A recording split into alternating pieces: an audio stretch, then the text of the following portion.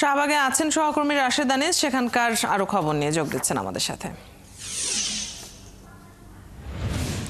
রাশেদ, সমাবেশে কারা যোগ দিয়েছেন, কি বলছেন তারা? আপনি এর আগের সংবাদে জানাচ্ছিলেন এনসিপির কেন্দ্রীয় নেতারা তখনও এসে পৌঁছায়নি। এই মুহূর্তে নেতা কর্মীদের মধ্যে কাদের দেখতে পাচ্ছেন?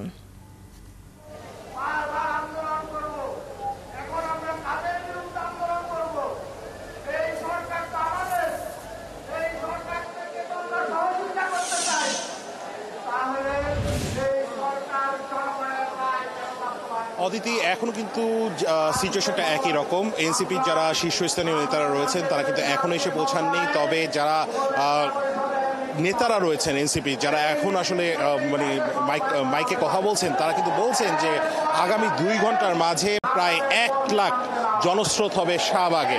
এবং তার কিন্তু নিদর্শন আমরা দেখছি যে হাজার হাজার মানুষ একটু পর পর মিছিল করে কিন্তু শাহবাগে জড়ো হচ্ছেন। এবং অল্প কিছুক্ষণ আগে অতিথি আমি যখন আপনার সাথে কথা বলছিলাম তখন যে পরিমাণ মানুষ ছিল তার প্রায় 20 গুণ মানুষ কিন্তু এখন বেড়েছে।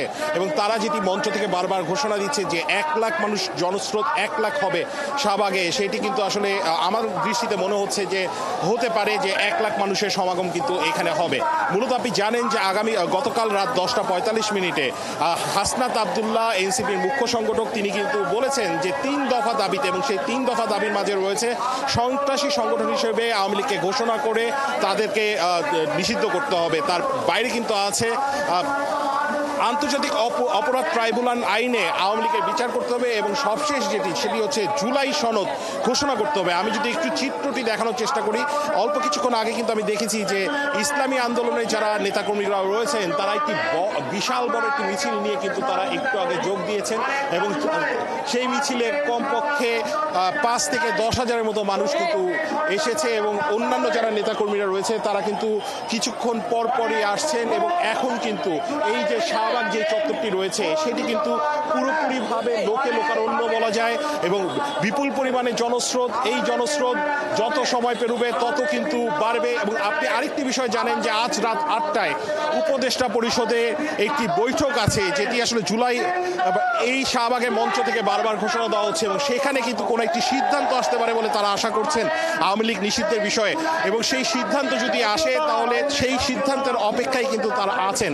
আপনারা দেখছেন যে এখন কিন্তু বিভিন্ন রাজনৈতিক দল যারা একত্রতা প্রকাশ করেছে, যারা এই জুলাই আন্দোলনের সাথে শুরুতে ছিলেন, এবং যারা এই জুলাই আন্দোলনে এই যে গণ অভ্যুত্থান হলো 5 আগস্টের পর, সেখানে যারা একত্রতা প্রকাশ করেছিলেন তারা কিন্তু এখন একসাথে আছেন, ছাত্রদের সাথে একসাথে আছেন। এখানে তারা মন্তব্য এবং বিবৃতি দিচ্ছেন, এবং তাদের কিন্তু সকলের দাবি আওয়ামী লীগকে নিষিদ্ধ করতে হবে। আওয়ামী লীগকে নিষিদ্ধ করার পেছনে কিন্তু তাদের বহু কারণ রয়েছে। মূলত তারা যে কারণগুলিকে আসলে বলছেন সেগুলোর মাঝে আছে যে বিডিআর বিদ্রোহ দমনের নামে 2009 সালে যেই হত্যাকাণ্ড করা হয়েছিল 57 জন সেনা কর্মকর্তার, সেই হত্যাকাণ্ড আছে।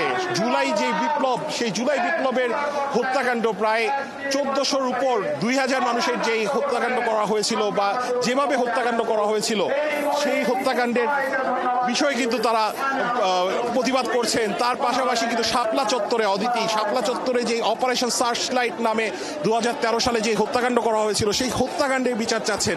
গুম, খুন, ক্রসফায়ারের নামে যে হাজার হাজার মানুষের প্রাণ হরণ করা হয়েছে গেল 16 বছরে, সেই বিচার কিন্তু তারা করছেন। তার পাশাপাশি কিন্তু মোদি বিরোধী যে কর্মকাণ্ড হয়েছিল 2021 সালে, সেখানে যে হত্যাকাণ্ড চালানো হয়েছিল সেটির বিচারও কিন্তু তারা যাচ্ছেন। অদিতি, মূলত কিন্তু যত সময় যাচ্ছে ততই কিন্তু লোকারণ্য। আপনি জানেন যে এক সময় কিন্তু এই যে শাহবাগ চত্বর, সেখান থেকে কিন্তু গণজাগরণ মঞ্চের উত্থান হয়েছিল। এখন কিন্তু সেখান থেকে আওয়ামী লীগের বিচারের দাবিতে কিন্তু তারা আন্দোলন করছেন, এবং যেই স্লোগানগুলো দেওয়া হচ্ছিল তার ঠিক বিপরীত স্লোগানগুলো কিন্তু এখন দেওয়া হচ্ছে। রাশেদ, আপনি আছেন সেখানে, এবং যেমনটি বলছিলেন যে মানুষের সংখ্যা বাড়তে দেখা যাচ্ছে। নিশ্চয়ই পরবর্তী সংবাদগুলোতেও আমরা জানবো, এবং যখন কেন্দ্রীয় নেতাকর্মীরা আসবেন তখনকার খবরাখবরও নিশ্চয়ই আমরা জানবো। শাহবাগ থেকে সমাবেশের খবর নিয়ে সহকর্মী রাশেদ আনিস যুক্ত ছিলেন এতক্ষণ।